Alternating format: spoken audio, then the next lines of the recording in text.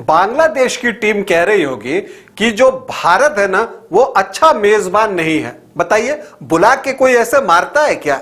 लेकिन भारतीय टीम मार रही है, मारे जा रही है। क्रिकेट के सेट रूल को बदल दिया है कि विकेट गिरे तो रुकना भी है, लेकिन रुक नहीं रही है, मारते जा रही है। और नतीजा यह हुआ है इसका कि जो दूसरा T20 इंटरनेशनल मुकाबला भारत और बांग्लादेश के बीच खेला गया, उसमें भी भारतीय टीम ने जीत हासिल कर ली है, और वो भी बड़ी जीत, कुल 86 रनों की।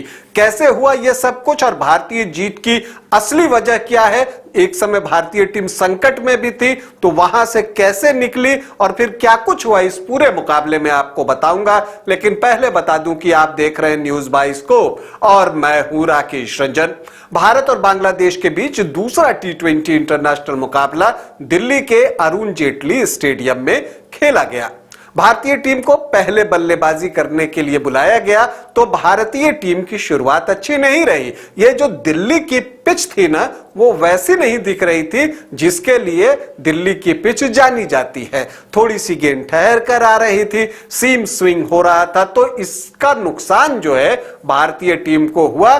3 विकेट 41 रनों पर भारत के गिर गए, और उसमें सूर्य कुमार यादव आउट हो गए, संजू सैमसन आउट हो गए, अभिषेक शर्मा आउट हो गए। तो लगा भारतीय टीम को ठहरना होगा, और भारतीय टीम थोड़ी देर ठहरी भी। 7 ओवर के आसपास भारतीय टीम का स्कोर 51 रनों के आसपास पहुंचा था। लेकिन इसके बाद पता नहीं क्या हो गया कि नीतीश कुमार रेड्डी और रिंकू सिंह ने कोहराम मचा दिया।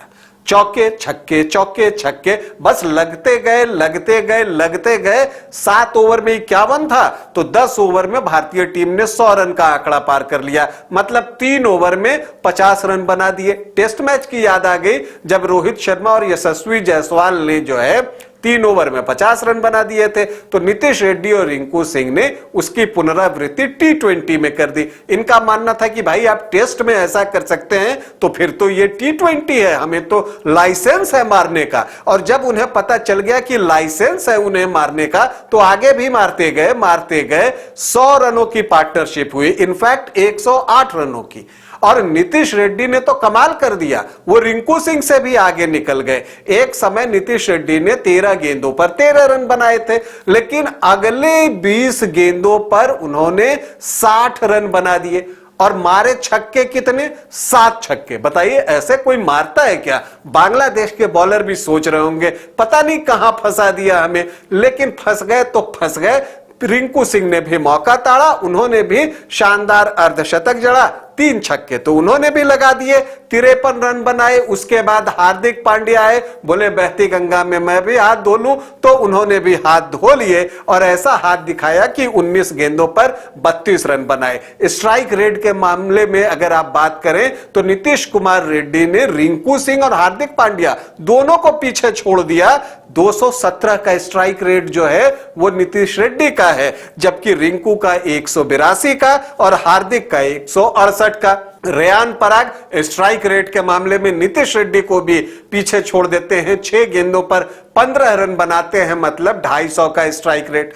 तो स्ट्रोक पर स्ट्रोक खेलते गए और भारतीय टीम ने निर्धारित 20 ओवर में 221 रन बनाए 9 विकेट के नुकसान पर। तो जब भी आप हर गेंद पर स्ट्रोक खेलते हैं तो विकेट गिरने की संभावना रहती है, और यही वजह है कि भारत के 9 विकेट गिरे। लेकिन नीतीश रेड्डी ने बता दिया कि इंटरनेशनल क्रिकेट के लिए रेडी है, मतलब कि वो बिल्कुल रेडी है। और भाई इस बात को उन्होंने गेंदबाजी में भी दिखाया। जब भारतीय टीम गेंदबाजी करने आई तो उन्होंने 2 विकेट लिए और सिर्फ 23 रन खर्च किए अपने 4 ओवरों में। खैर, हम बांग्लादेश की पारी की भी चर्चा कर लेते हैं। बांग्लादेश के ऊपर दबाव था कि 222 रन उन्हें जीतने के लिए बनाने हैं, तो स्टार्ट तो अच्छी चाहिए थी, लेकिन वो मिली नहीं। हालांकि 2 ओवर तक उन्होंने तेज खेलने की पूरी कोशिश की, लेकिन अर्शदीप जो कि नई गेंद से विकेट लेने के लिए जाने लगे हैं, उन्होंने विकेट ले लिया। इमॉन को वापस भेजा तो पहला विकेट गिरा। शांतो आए तो वाशिंगटन सुंदर आ गए और फिर एक बार उनको वापस पवेलियन के रास्ते बढ़ा बढ़ा दिया। तो जल्दी जल्दी जब उनके विकेट गिरने लगे तो 41 रन पर उनके भी जो है 3 विकेट गिर गए थे। इनफैक्ट 42 रन पर उनके 3 विकेट जो है वो गिरे और उसके बाद विकेट गिरने का सिलसिला जारी रहा और तमाम कोशिशों के बाद भी जो बांग्लादेश की टीम है वो 20 ओवरों में 135 रनों तक ही पहुंच सकी और इसी में उसके भी 9 विकेट गिर गए। अब भारत ने मैच जीता कैसे? तो देखिए 3 विकेट तो भारत के भी गिर गए थे 41 रनों पर, 3 विकेट बांग्लादेश के भी गिर गए थे आपको 42 रनों पर। तो स्थिति आपको एक जैसी दिखती है, लेकिन यहां से भारतीय टीम ने वापसी की। क्योंकि नीतीश कुमार रेड्डी और रिंकू सिंह ने 108 रनों की धमाकेदार साझेदारी की, जबकि बांग्लादेश की टीम की ओर से कोई उस तरह की साझेदारी देखने को मिली नहीं। और यही वजह रही कि बांग्लादेश की टीम जो है वो सिर्फ 135 रनों तक ही पहुंच सकी। एक जो बड़ा फर्क रहा वो स्पिनर्स की बॉलिंग में भी रहा। देखिए बांग्लादेश की ओर से 3 गेंदबाज जो स्पिनर थे उन्होंने कुल 8 ओवर फेंके।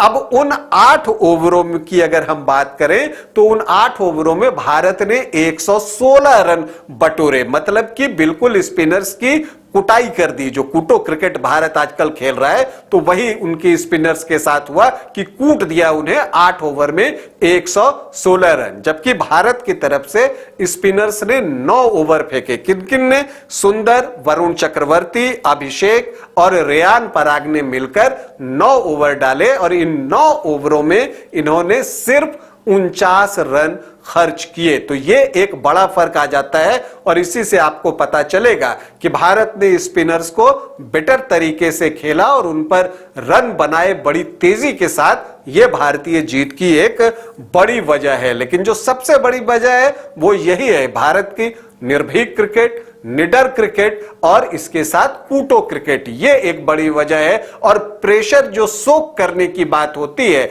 दबाव आप कितना ले पाते हैं, इससे मैच के परिणाम पर बहुत असर पड़ता है। तो 3 विकेट गिरने के बाद भारतीय टीम ने वो दबाव लिया, पहले थोड़ा सा ठहरे और फिर खुलकर स्ट्रोक लगाया, जबकि दूसरी तरफ जो बांग्लादेश की टीम थी वो एक बार दबाव में आई तो फिर वहां से बिखर गई।